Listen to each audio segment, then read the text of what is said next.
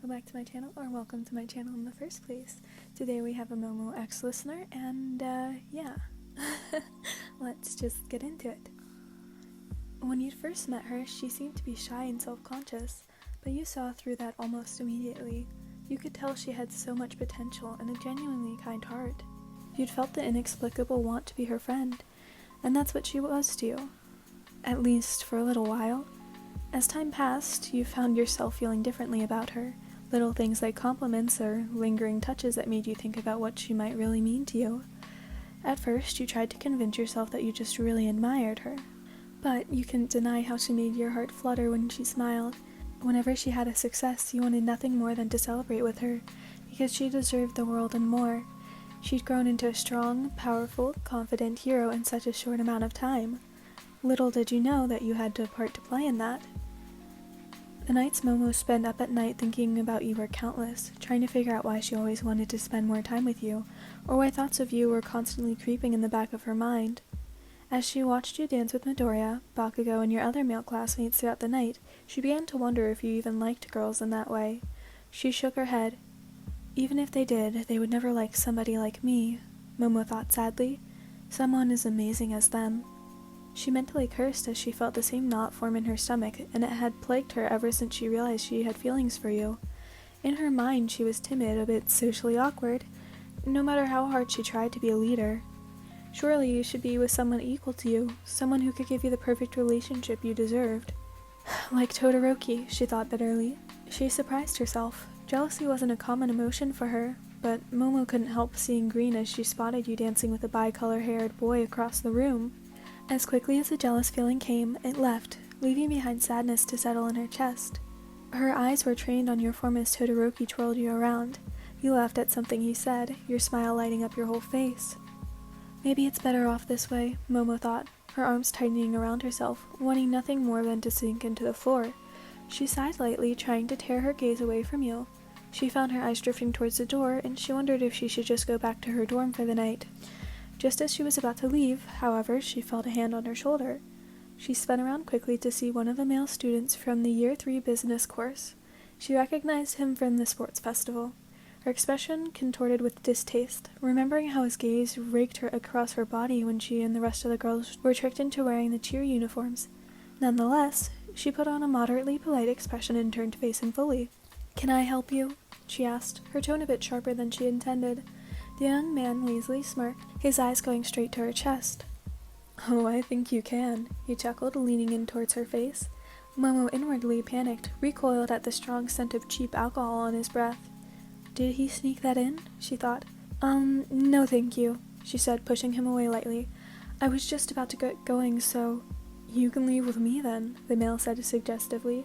I've been looking for a little slice like you to get out of here with. His grip on her arm tightened, almost painfully as she tried in vain to pull away.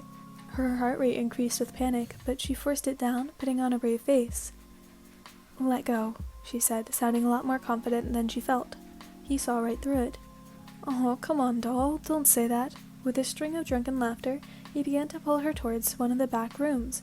Her eyes widened, trying to think fast. She grit her teeth, about to create a weapon when... Hey, fuckface, she said, let go. Momo froze at the familiar voice. Yours. The same melodic sound that gave her butterflies, now ice cold, directed pointedly at the deadbeat in front of you. The guy clicked his tongue and released his grip on Momo's arm, only to turn around and glare at you. Why do you women always have a friend that gets in the way? He scoffed. Your eyes narrowed, pulling Momo towards you protectively. You watched the sports festival? I'm sure you're aware of what I'm capable of doing if you don't back off, you said, inwardly satisfied with how cool that sounded out loud. The student laughed drunkenly, clutching his stomach. Oh yeah? What's a little thing like you gonna do? What's stopping me from taking the both of you for a 2-for-1 special in the back? Me. The boy froze at the unmistakably gruff voice that grumbled behind him. The color drained completely from his face as he turned to see Aizawa towering over him, arms crossed and supremely unimpressed. Principal's office now, Aizawa said, his glare enough to make the boy nearly piss himself. A piece of his binding cloth shot out from the sleeve of his tux, wrapping around the boy's torso.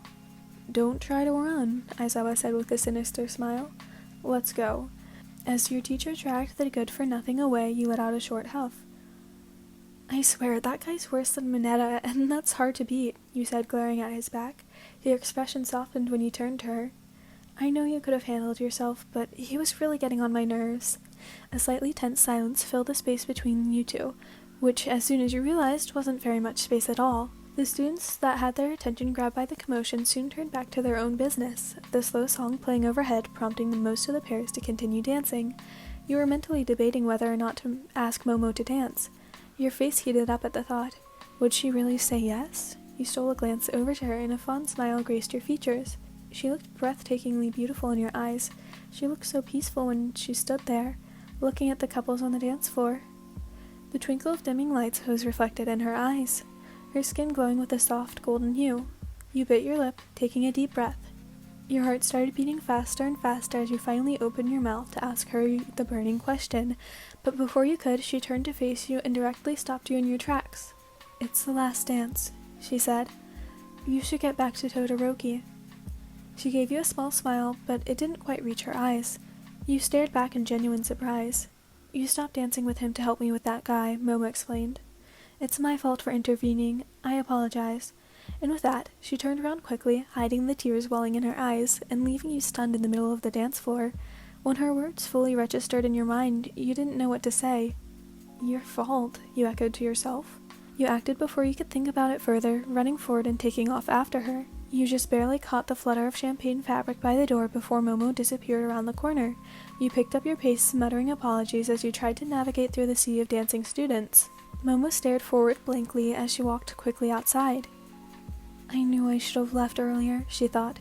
She grimaced, cursing herself for feeling so vulnerable and being so affected by this. She knew she never had a chance with you anyways. Someone like you deserves someone like Todoroki. Someone perfect for you. Momo! She froze in place as she heard your voice call out from behind her, slowly turning and seeing that it wasn't her imagination. You fought to catch your breath from running as you stopped in front of her. Listener, she said softly, biting the inside of her cheek and looking away. Why did you follow me? I'm just heading home. I have something to tell you, you said. Maybe it was just the rush of adrenaline from chasing after her, maybe it was just the way your heart shattered when you saw her hurt expression, but something gave you a surge of confidence that took over every nerve in your body. You always say that you shouldn't have been recommended or that you're less than, but that's not true, you said, shouting it a bit louder than you'd meant to. She startled for a moment, eyes widening as she stared at you back, bewildered. Your heart was beating out of your chest and you stepped closer to her, embracing her in a hug, and you could feel her racing heart match yours from the bodies being pressed together. I think you're amazing, you said. I always thought so, Momo, and I like you a lot. Momo could have sworn her heart stopped. What? She spluttered out, feeling her face heat up again. Did she just hear you correctly now? I like you, Momo, you repeated. She did. You pulled away slightly to look at her in the eyes. Her gaze met yours and she felt tears starting to well up again. One of them spilled over her pale cheeks and you gently brushed it away with your thumb. Before you knew it, the gap between you was non-existent, and her lips were on yours in the blink of an eye. At first you were scared that you'd overstepped a boundary, but her eyes soon fluttered closed as she returned the kiss. It was gentle, loving, cautious. Her lips were so soft, tasting of the strawberry cake you'd seen her eat earlier. I like you too, listener, Momo said, her voice barely above a whisper as her blush only deepened. Was she dreaming? She sure hoped not. You brushed a few strands of stray hair from her face as the wind whistled through your clothes in the moonlight. You smiled softly, a gesture she couldn't help but return as she pulled you back in for the hug. You buried your face in the crook of her neck, drawing soothing patterns onto her back. As you embraced under the night, the lights from the school illuminated the two of you. You could hear the faint sound of the music playing from inside. And as the last note rang out, you pulled her in for another kiss. Certainly not the last one you two would share. Alright, that one was really cute. So a few people complained about me putting my intros at the beginning. I'm only going to put really important information there, but at the end I will give you just like little updates. So I believe the month of September is now filled up, so there will be no more requests that I'm accepting until the 26th of this month, so that's in like 16 days. I'm really sorry about that. It's just to make sure I don't get overwhelmed with all like finding all the fan fictions. I also want new people to be able to request stuff and get it relatively soon, but that's it. I will let you guys know, like remind you guys when the request will be back up in the comments below, and feel free to check out my comment. It'll tell you who we have for the next or for the rest of the month. Goodbye!